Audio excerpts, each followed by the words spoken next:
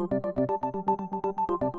retired Air Force general testifying before the House Oversight Committee Thursday said the military should have done more to try and rescue the 4 Americans killed during the infamous September 11, 2012 Benghazi attacks. There are accounts of time, space, and capability. Discussions of the question, could we have gotten there in time to make a difference? The point is we should have tried. That was former Brigadier General Robert Lovell, who was stationed at U.S. Africa Command at the time of the attacks.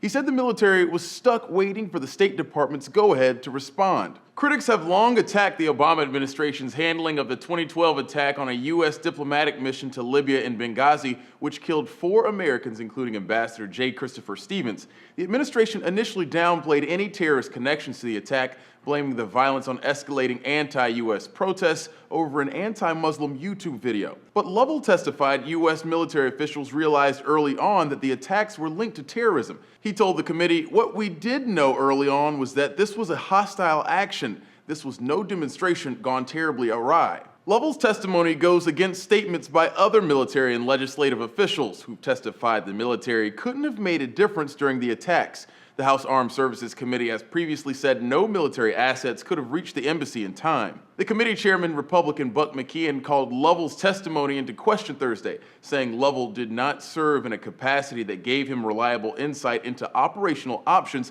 available to commanders during the attack. The testimony comes one day after Judicial Watch published a newly declassified email from White House advisor Ben Rhodes to underscore that these protests are rooted in an internet video and not a broader failure or policy.